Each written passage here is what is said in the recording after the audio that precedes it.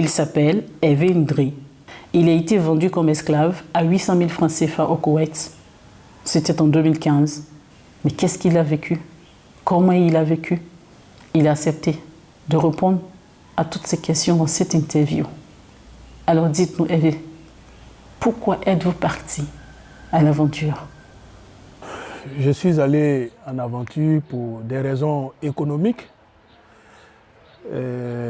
Il faut dire qu'avant que je ne parte, je travaillais. J'étais directeur d'une société coopérative qu'on appelle SCOP. Hervé est directeur, il travaille, il est directeur dans une entreprise, il a une bonne situation. Pourquoi tenter l'aventure? Bon, on espère toujours mieux, mais bon, l'herbe n'est pas plus verte ailleurs. Tu as une bonne situation, peut-être tu ne gagnes pas autant que tu veux, mais tu n'es pas dans la rue, tu ne fais pas du n'importe quoi. Pourquoi tenter le diable? Il fallait que je fasse ce travail-là pour pouvoir s'occuper de la famille. Donc j'ai travaillé pendant 5 ans avec la coopérative.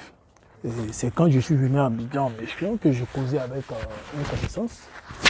Il m'a dit, mais dans le temps, tu avais parlé d'un projet de voyage, est-ce que ça tient toujours? Et je lui ai dit oui. Il m'a dit, ok, ça tombe bien parce que là, je connais un monsieur. Toujours faire attention au copain du copain du copain qui copain du copain. Je connais quelqu'un qui connaît quelqu'un de connaît qui quelqu'un de connaît. Ça pue, ça pue. En plus, pour des trucs importants comme ça, voyager, il faut faire avec des gens de confiance, pas des gens qui connaissent. Opter pour le Qatar. Le Qatar, pourquoi? À cause des footballeurs ivoiriens qui évoluaient là-bas. Et très souvent, les Ougoulmans chantaient leur nom quand ils arrivent. En tout cas, on sent vraiment qu'ils vivent au Qatar. Ils ont des moyens. Ah, Hervé est attiré par le paraître, par le bling, par tout ce qui brille. Mais ouais, c'est le propre de l'homme. Je regarde sur le document, le papier qu'il m'a présenté comme visa. Je vois le nom du Koweït. Et je lui ai dit, mais c'est plus Qatar, mais là je vois Koweït. Je ne connais même pas Koweït, je n'ai jamais entendu parler de Koweït. À ce moment-là, Hervé, ton esprit doit s'allumer en rouge. Au rouge fluo, au dernier moment où tu changes la destination. Ça, c'est au rouge fluo, le cerveau, direct. En tout cas, il m'a présenté le Koweït comme un Eldorado. Le second, je lui demande, mais vous allez où? Il dit, on va au Koweït. Et il lui a demandé, Koweït, est-ce que vous connaissez bien le Koweït? Il a dit non. Il dit, mais apparemment, quand je vous vois, il me semble que vous êtes des gens bien, ça va chez vous. Parce qu'il a pris le passeport de l'autre, il a regardé dedans le travail qu'il faisait. Il dit, mais tu laisses ce travail-là, tu t'en vas au Koweït. Est-ce qu'on t'a bien expliqué le problème de Koweït? Il a dit non. Que ce que si on lui a dit que c'est un pays où ça va, il y a de l'argent, on peut se faire du sou. Il a dit, c'est un pays, franchement, où les Ivoiriens, les Africains sont maltraités. Que même les Maliens sont victimes de traite dans ce pays-là. Il y a d'autres même qui meurent. Il y a d'autres qui viennent avec des cicatrices. Il y a d'autres qui viennent chez eux sans rien. Et il a commencé à expliquer ce problème à mon second. Donc Hervé, un policier, un douanier, te met en garde sur le Koweït. Il te dit que le Koweït ça pue, que les gens, voilà, il te fait un tableau du Koweït peu reluisant. Mais vous décidez quand même de tenter votre chance. C'est chaud, allez. Quand on vous dit qu'au coin de la rue, il y a le loup ou il y a le diable, n'allez pas voir, vous voulez aller voir. Aïe. Continue. Donc j'étais devant, je marchais. Je lui dis, mais tu attends quoi? Viens, on va partir. Et il m'interpelle. Il dit, Vécho, s'il te plaît, je vais te parler. Donc il vient vers moi et me dit, ah, le gars là, il m'a dit tout à l'heure que là où on va là, c'est pas bon. Hein? Il dit, comment ça? Il dit, voilà ce qu'il m'a expliqué. Il dit, mais on fait comment? Là, on a déjà dépensé On a préparé le voyage. Nous sommes à un pas du vol. On fait comment? On dit, ah mais Joe, on va aller. On va aller voir ce qui se passe vraiment. Hervé, pourquoi tu ne prends pas tout cet argent pour te lancer une petite entreprise? C'est de l'argent que tu n'avais pas besoin. C'était de l'argent que tu avais mis de côté. Donc tu pouvais financer une petite société ou un petit quelque chose, au lieu de gaspiller ça dans l'aventure comme ça. Allez, on continue. Venu là, envoyer de la nourriture, du riz, du pain. Il dit, mangez. Ici là, il y a de la nourriture. Il y a de la nourriture pour vous, vous allez manger. Ici là, vous serez à l'aise. Vous allez prendre poids ici. Même quand vous allez retourner chez vous au pays, il serait difficile pour vous de rentrer dans vos maisons. Il y a de l'argent. Et dit, on était souriants comme ça. On se regarde. Après, on fait... La nourriture a eu Hervé. On leur a amené la bouffe. Ils ont oublié tous les galères.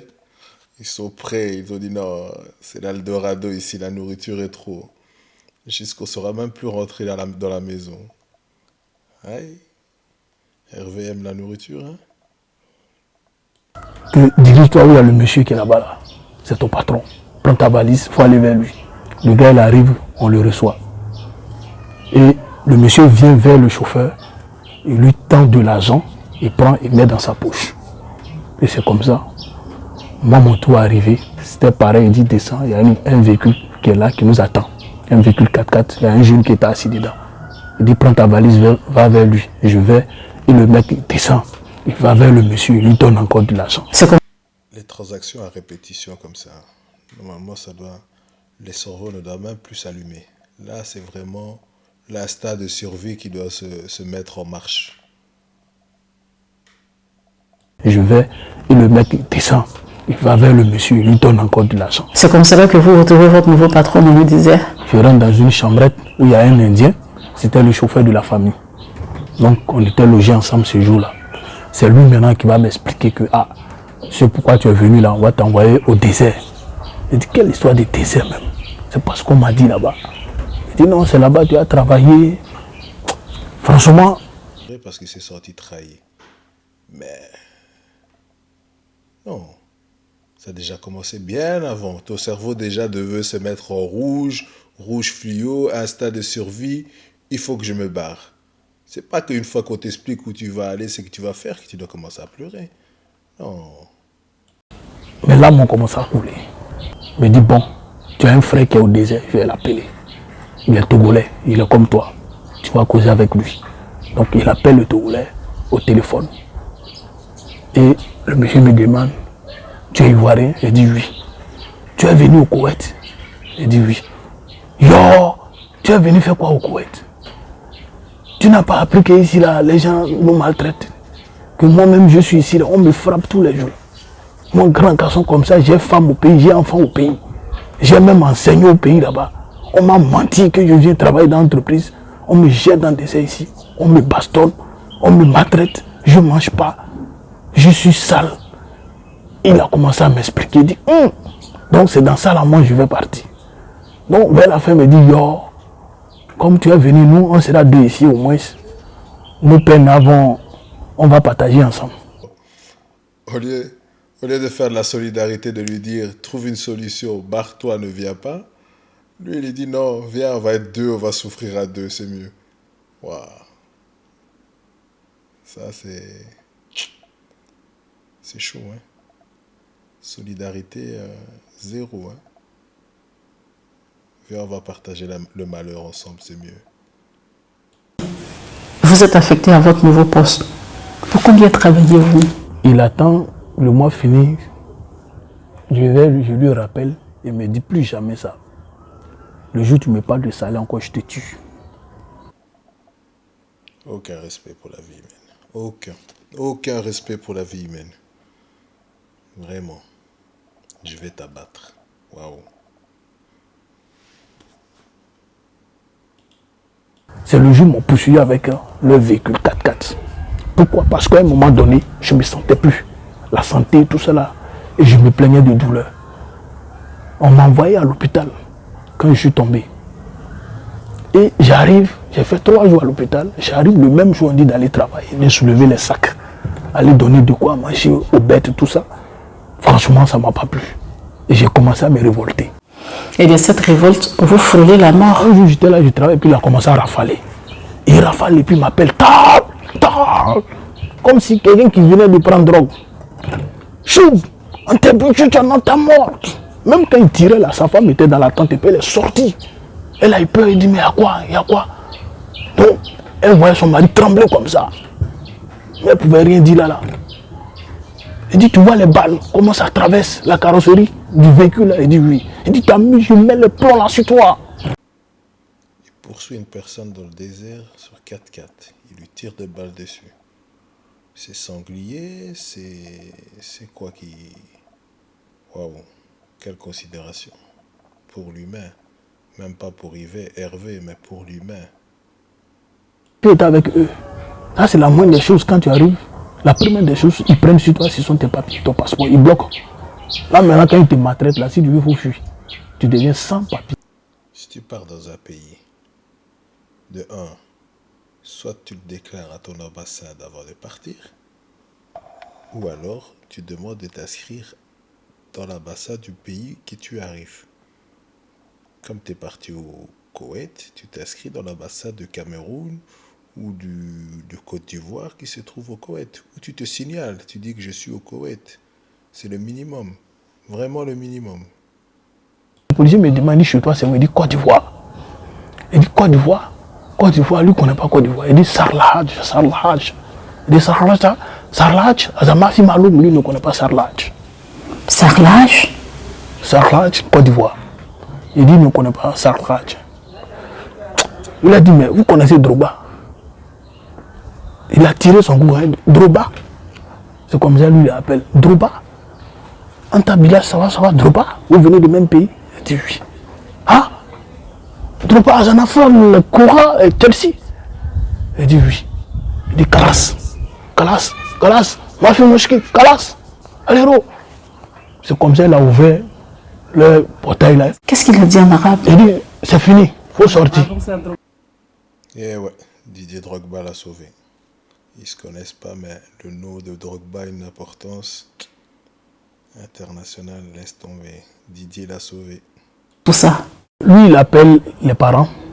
Il leur dit non, que moi, je ne vais pas travailler.